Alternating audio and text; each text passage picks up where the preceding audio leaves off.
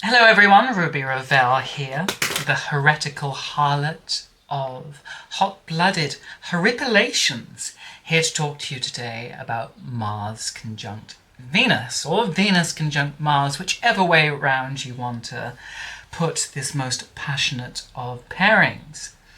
This conjunction occurs roughly every 2 years and was celebrated in mythology as the affair between Ares and Aphrodite, between Venus and Mars, as recorded in the Odyssey by Homer. So theirs was an adulterous, licentious passion. Venus was actually married to Hephaestus, the blacksmithing god who is saturnine in nature. However, even though he was a wonderful craftsman and could make all the beautiful jewelry that Venus loved to wear that would flatter and bring out and accentuate her own beauty, she was not attracted to Hephaestus. He provided her with a certain degree of status, with a certain degree of security and worldly stability, but he was ugly and lame and therefore not appealing to her aesthetic standards. Ares/Mars, on the other hand, was unmarried. He was a playboy. He was a free-roaming bachelor. He was muscular. He possessed all the bravado and instinctual passion that Hephaestus lacked. So it was no wonder that these two gorgeous gods, who seemed to represent the pinnacle of masculine and feminine beauty individually, would find it impossible to keep their celestial hands and arms away from one another. Eventually, Hephaestus is made cognizant of this affair by Helios, the sun god. And so when he spies on the couple, pretending to leave, and witnesses their union, he plots revenge. He wants justice to be delivered. He is Saturn after all, and he is bound by conventions and by certain degrees of morality that he wants to see upheld. But he's also cunning and calculating. So, being a master craftsman, he constructs this carefully woven web around the couch on which Venus and Mars consummate their union. And just as they are in the middle of engaging in this in flagrante delicto, this copulation out of wedlock, he brings down this net that ensnares them so tightly that they can't move. And then he summons all of the gods of the Olympian pantheon to come along and witness this desecration of his marital bed. The funny thing about this legend is that even though Hephaestus attempts to make a mockery of Venus and Mars and demands that there is justice and that Ares pay back in a fine the money that he spent on wedding presents in order to get Aphrodite/Venus as a wife to begin with, neither of them are really punished. Nothing really terrible happens to them. They don't really change their natures very much afterwards because they are gods and they are free to live out their own natures, their own desires, the kakoethys, the impulse that they represent. But I love this Homeric myth of Mars and Venus because I think it tells us a lot about the characteristics of those two planets astrologically, as well as those of Saturn, which aren't relevant here, so they will be omitted and saved for another video. But I want to begin by exploring the identity and nature of each of these planets separately before exploring what happens when they engage in that sacred conjunction that begins a new Mars-Venus cycle. The fact that Venus is so ready and willing to cheat on her husband, Hephaestus, Saturn is emblematic of the fact that Venus does not inherently value security and stability, except when she's an aspect to Saturn or in Capricorn. She needs something more than just status and recognition on an impersonal level. She is a personal planet, and therefore she wants to feel personally appreciated, personally valued, personally worshipped, desired, and beheld as an object of beauty by someone else. She wants her own sense of self-worth and self-esteem to be confirmed and recognized and mirrored by the responses that she evokes in other people in the world. For Venus, it is not just enough that she look in the mirror and behold herself as being someone beautiful and worthwhile. She also wants the attitude and responses that she gets from other people to confirm how she feels about herself. She wants this balance between the inner and outer, for her to say, I am beautiful, and to the world to say, yes, you are beautiful back. Therefore, there is a harmony there in terms of her relationship with herself and the outer world. It is not just enough that she be herself, she needs other people to appreciate that as well, for her to sing a note and for a harmonious one to come back to her in turn. The reason why Saturn Hephaestus cannot satisfy her is that even though he gives her this material stability, he doesn't know how to be romantic, he doesn't know how to be a lover, he doesn't really know how to appreciate her on a personal level, but she also doesn't find him beautiful, she doesn't find him attractive, she doesn't stimulate her senses, and Venus is an essentially sensual planet, a sensual goddess, and if something isn't making her feel good on a visceral, physical, or intellectual, aesthetic level, then she's not going to respond to it, no matter how much her higher morals or social dictates may say that this person is right for you, you should like this person, you shouldn't get along with that person. If her senses say otherwise, then those are the things that she is going to be tempted to respond to. So having a good relationship with our Venus can tell us what we really like on an intuitive, physical, visceral, animal level in a way that we can't question. But Mars isn't the only god that Aphrodite has an affair with. She doesn't stop there. She also has an affair with Hermes Mercury and produces their child, Hermaphroditus. She has an affair with Neptune and has some nymph-like daughters with him, and she also sleeps with a multitude of mortals and demigods as well. And this is symbolizing not that Venus is inherently promiscuous, it's rather saying that Venus, as a planetary principle, has the capacity to get along with all of the other gods, to bond deeply with them.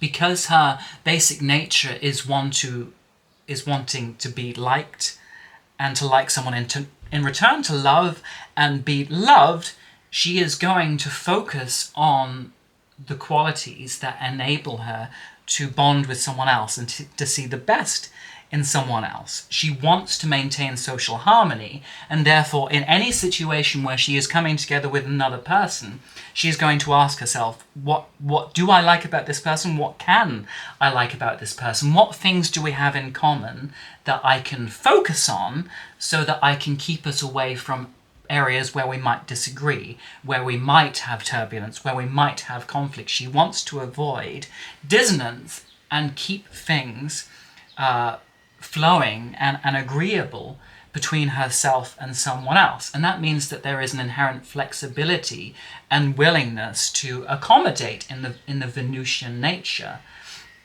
There, we talk about those Libran scales, and with every interaction she's having with another person, she is modifying and calibrating herself accordingly. It's not just a case of this blanket statement of what you see is what you get, and I treat everyone the same way. It's I will see how you treat me, and then I will modify my behavior accordingly. If you give me some niceness and some warmth and some tenderness, then I will give you warmth and tenderness back. If you are a bit frosty and reserved with me, then I will be a little frosty and reserved with you until I see a change in your behavior, and then I may modify my own accordingly. There is this awareness and this willingness to respond to the subtleties and nuances in the flow of sociability between herself and someone else. And that can be very useful on an artistic and creative level. And people with strongly placed Venuses usually have a heightened social awareness. They have an instinctual diplomacy. They can carefully read other people and adjust and modify themselves accordingly. The perhaps negative part of this is that Venus can be so desirous of being liked and appreciated and worshipped and recognized and admired by other people that she can sometimes compromise or flex herself to such a degree that she ends up disdaining her own values. If she doesn't feel loved or nurtured or appreciated enough for what she is, then there may be a part of her that's tempted to say, okay, well, what does this person find beautiful? What does this person find attractive or agreeable? I will try and mimic that and find it in my own nature and present it to them so I can get the response that I want. Even though Venus is representative of what we value, what we love, what we care about, if she doesn't feel confident, if she feels insecure, then she may not express those things because she needs that encouragement, because she needs that admiration in order to feel strong enough to express those things. If she isn't get it, if she hasn't received it, or if she's actively experienced bullying or repulsion or negative responses from people out there in the world, she might think, okay, I'm not going to express those things that I actually love, because what's the point in doing that if no one's going to love me for doing those things? So she might think, oh, I wish I could go out and wear really colourful, loud, exaggerated, extroverted clothing. But then, people will look at me and they might judge me and mock me, and therefore I'm going to wear something, more reserved, more toned down, more staid. I'll see what everyone else is wearing and I'll wear the same thing, because if no one else is getting bullied for wearing that social uniform, then why should I? And so that's one of the subtle ways in which Venus might diminish herself, or likewise she might be having a conversation with someone and someone expresses a viewpoint that might be totally antagonistic to what she herself believes. And she thinks, oh, well, that hurt me a bit, hearing that other person dislikes or disapproves of something that is actually very important to me. But then if I tell them that I actually value or like that thing that I've just heard them putting down, maybe they'll like me less or two. So I'm just not going to talk about that. I will change the topic of conversation to something else. And so in all of these subtle ways, Venus might minimize herself just so that people carry on loving her. And yes, Venusian people usually can get along with everyone and become quite popular, but sometimes it is at the detriment of not being authentic to themselves and what they truly love. At her best, she is capable of expressing herself and being herself, but doing it in such a way that it doesn't arouse antagonism, because she's not doing it in a way that is aggressive or petulant or boisterous, or which demands that someone else must be put down in order to make her feel good. She can say, this is who I am, that's who you are, and I respect both of us for it. We can both be beautiful in our own way. We can both love our own things, even though they seem to be mutually exclusive. We can all be our own goddesses in our own way, and that's okay. But, like I said, it's very easy for her to become compromised, because even if she expresses and articulates our values, it's not actually the job of Venus to stand up for those things. That's where Mars comes in. Venus is our values. It is up to Mars to be the bodyguard and the articulator and the enactor of those values. So let's shift the focus over to Mars now. So Venus was generally beloved by gods and mortals alike, and found a way of being admired and pleasant to everyone, Mars was the opposite. In ancient Greece, he was considered the most hated, the most detestable of the gods, while Venus brought them beauty and art and culture and sensuality and sex and eroticism and lovemaking and the close, soft tenderness that happens when we have some kind of union and the capacity to bond with someone else. Aries Mars was the personification of violence, of bloodshed, of lawlessness, of disorder, of pain, of all the bad things in the world, you know. He was the thing that pitted man against man, that destroyed civilization, that turned potential harmony into dread, panic, and fear and chaos instead. He was not seen as a positive light. He was a god who was acknowledged begrudgingly as an unavoidable facet of the human existence, to be appeased but not necessarily appreciated and worshipped with the same admiration that we might give to Venus. That changed with the Romans, where Mars was their main god and was also seen as representing fertility, agriculture, and some of the peace and wealth that comes from having been triumphant and successful in war. But to begin with, he was not particularly celebrated. And there is a reason why he was not liked by gods or men, because unlike Venus, who wanted to have her due but was willing to give it to someone else, Mars only cared about doing what he wanted. His only principle was to be honest and authentic and true to his own desires, regardless if the expression of those desires ended up hurting and wounding and inflicting pain and suffering on everyone else around him. So long as he got what he wanted, that was the only thing that mattered. So it's interesting to make a comparison then, because you have Venus, who has a respectable marriage, but she's also, you know, has numerous affairs on the other side. Aries, Mars, does not get married. He does not have a long-lasting spouse. He just has lots of impulsive affairs and adulterous romances here and there, but he does not have a long-lasting relationship, because Mars's only relationship is to himself, and he does not represent commitment in the same way as Venus, because he represents that desire and wants and lust and passion is a changeable thing, that what sets our fires going can change from moment to moment. And so to commit to someone when passions are so fickle by their very nature would be an inhibition of Mars's raw ability to express himself. If he commits to someone forevermore, then he's chaining his lust and his desire and his passion and his fire to only assuming one shape. And that is inimical to his nature, that says, I want to have what I want to have when I want it. And desires are sudden, desires are quick, desires are spontaneous. They are not things that you can plan in advance. He never planned to want to lust after Aphrodite. He just did lust after her. And so he had her, regardless of the rules, because for him, for Mars, the only rule is what I want. That is the sum total of the law. What I want is what happens, and what I want is what I get.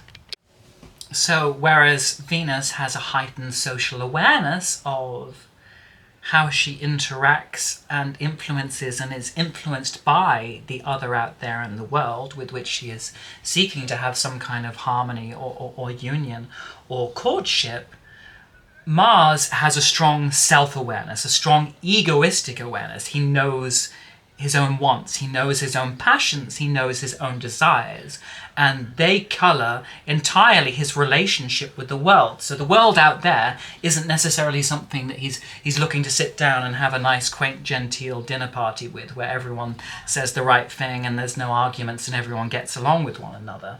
For him, the world either exists as things that he wants, or people who he has to fight or compete with in order to get what he wants. So there is an inbuilt friction and dissonance into his Mars's nature. Either you are one of his potential trophies, something that is facilitating the expression of his passions, or you are an obstacle to his passions that he has to fight in order to achieve the triumph that he desires.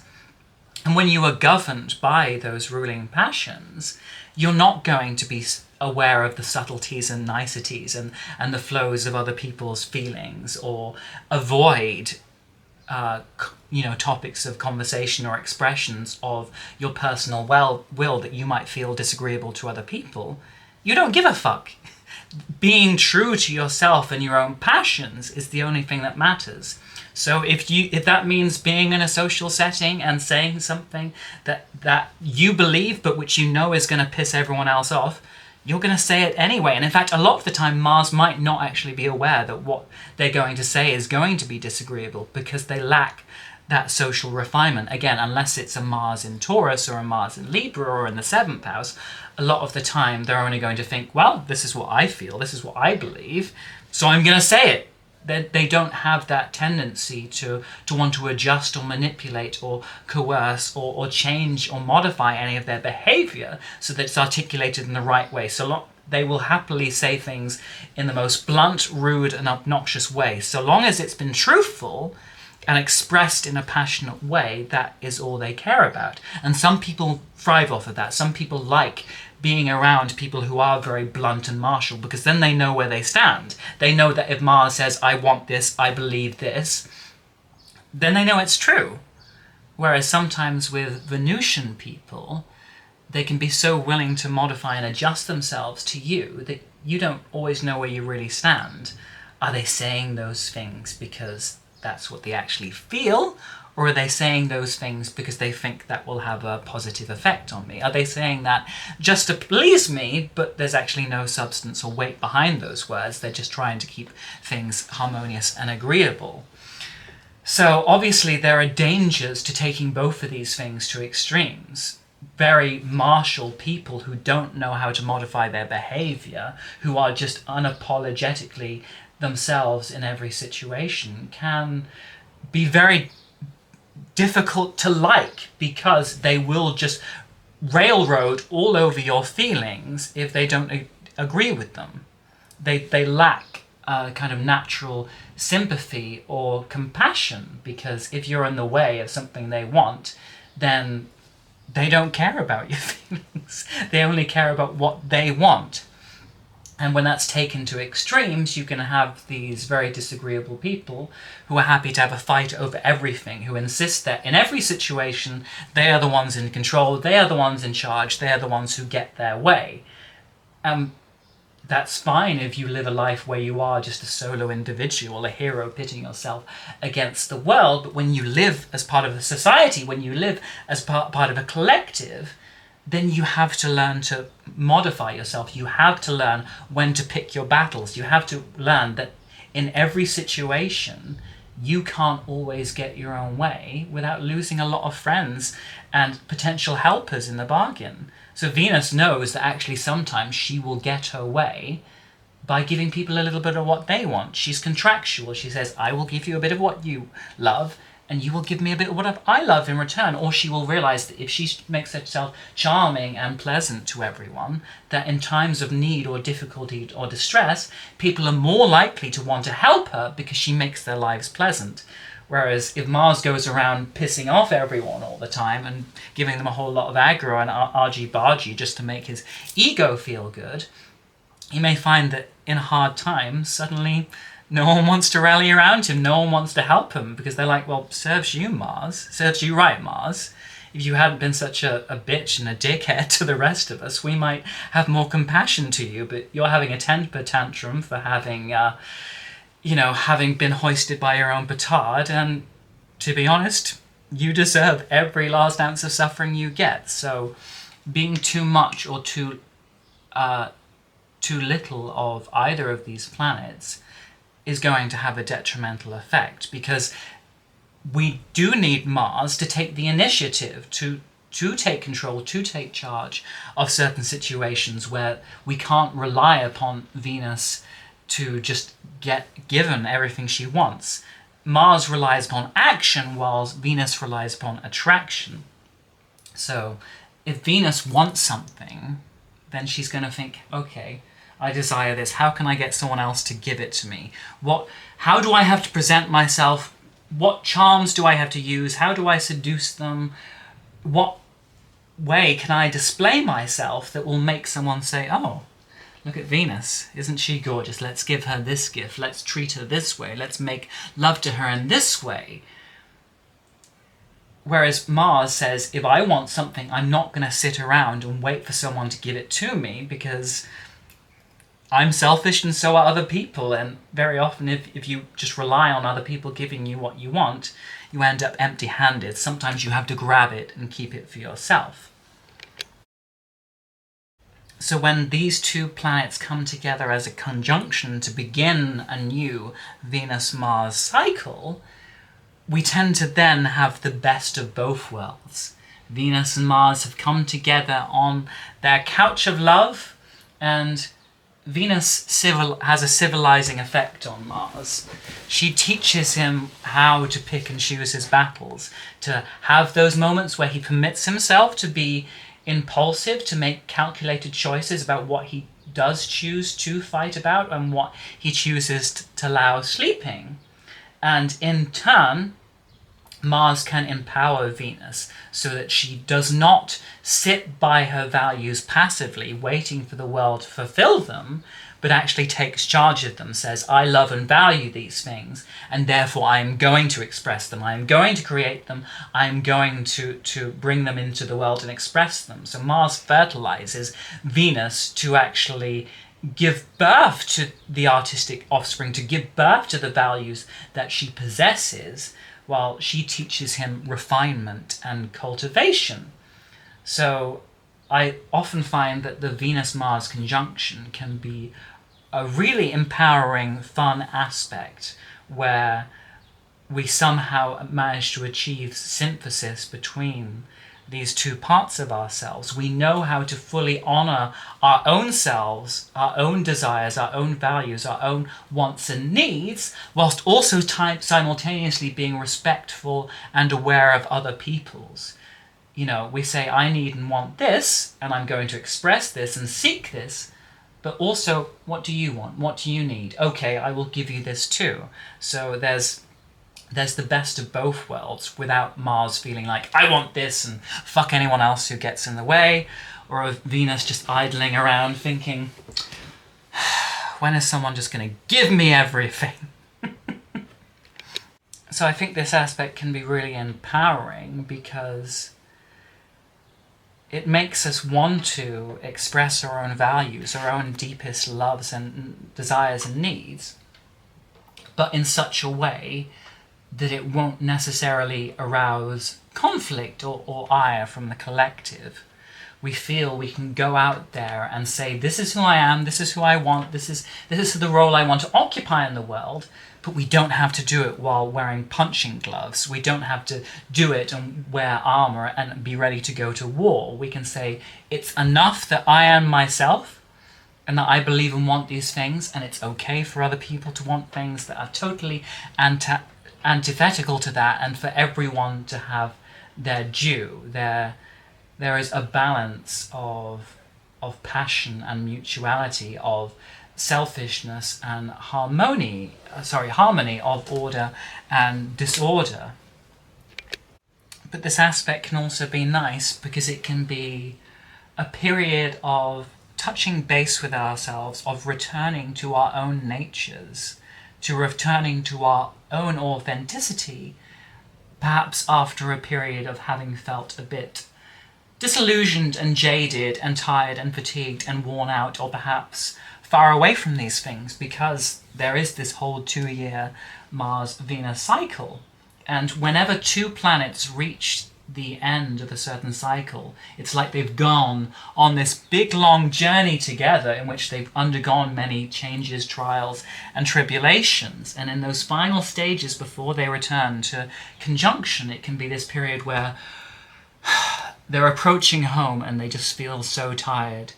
Venus feels so worn out and so exhausted by all her negotiations and diplomatic meetings and relationships with the rest of the world, that she's like, you know what, I'm tired.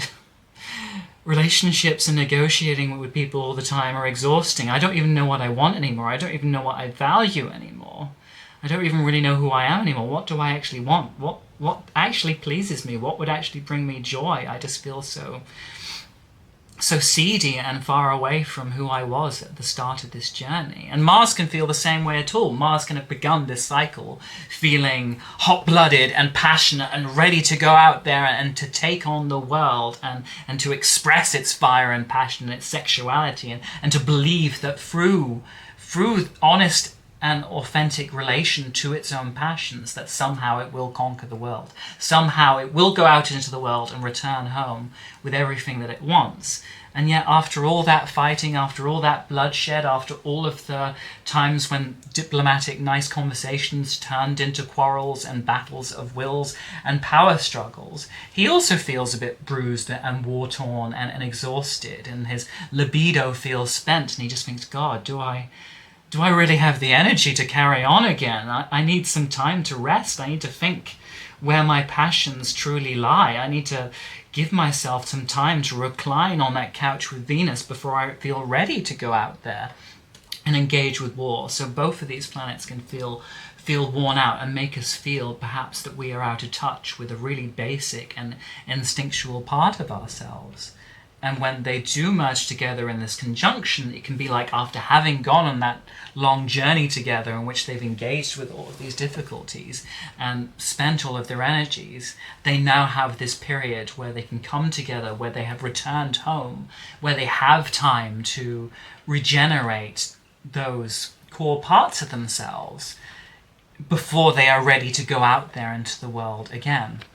And I think this is granted some extra kind of introversion and inwardness and perhaps lethargy as well, because Venus is preparing to go retrograde. It's not happening yet, but in July she will go retrograde, so many of you might already be feeling that pre-shadow stage in terms of this is a good time to be more introspective about the nature of your Venus and Mars, to ask yourself, what has changed over the last 2 years? Because at the beginning of that last Mars-Venus conjunction in the late summer of 2021, and then leading again to several months of conjunction in early 2022, Mars and Venus went out there as a united force saying, these are the things that we value, and this is what we're going to do to express and acquire those things that we want out there in the world.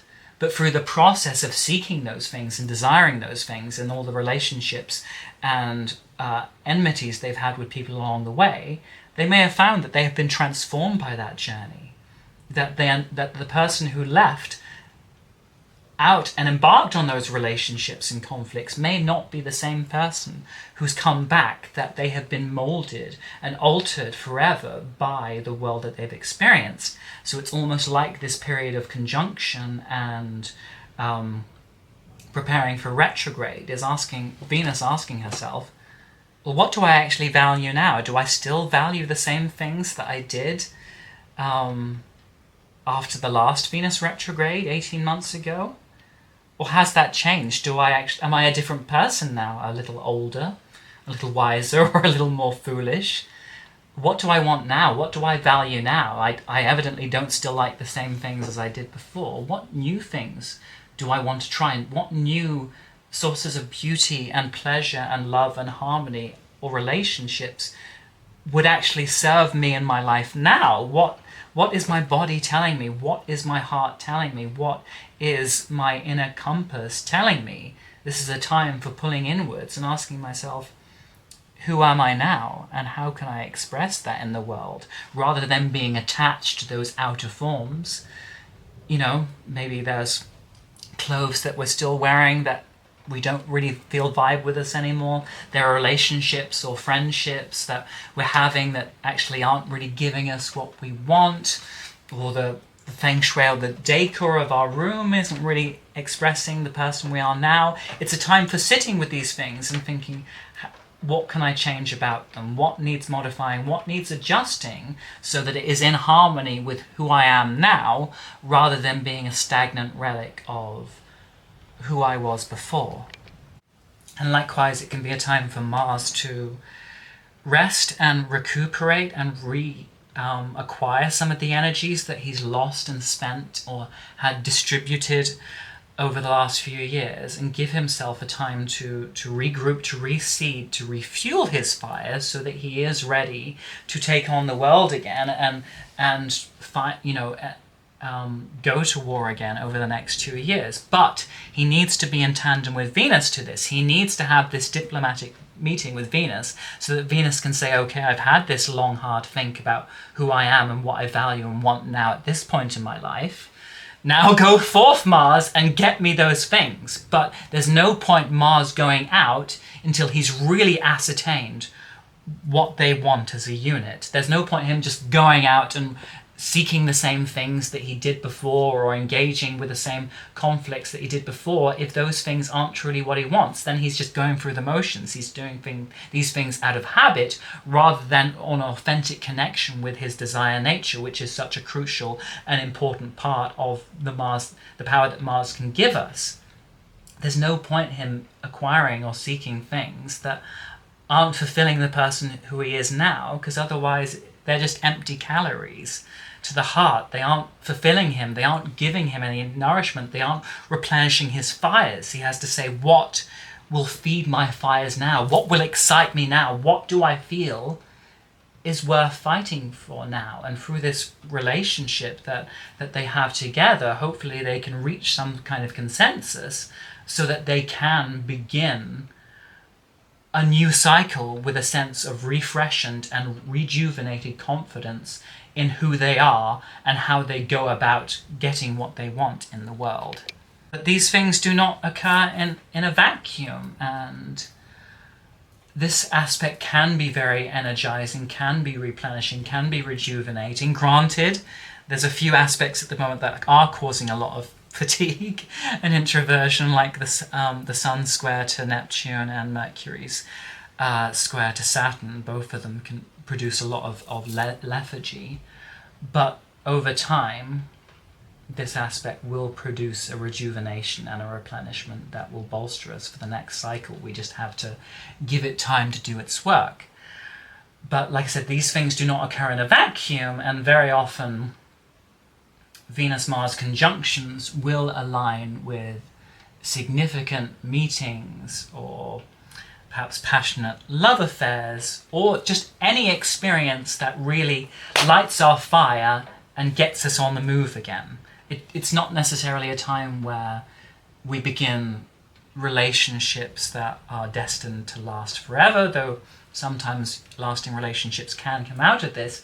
It's more about having experiences that remind us of who we are, that remind us of how strong and bold and powerful and beautiful we can be. Those little experiences that, if we've been feeling lethargic or like a warrior lying on our sickbed, suddenly give us the chutzpah and the verve and the moxie to say, no, I'm ready for the next cycle, I'm ready to the next 2 years, bring it on.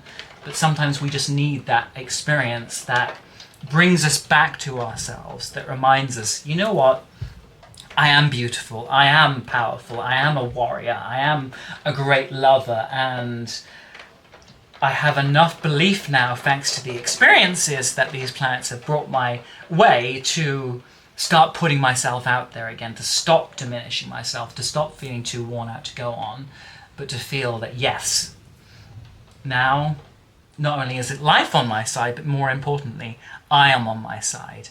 And the knowledge of that is enough to keep me going for the next 2 years until the next conjunction.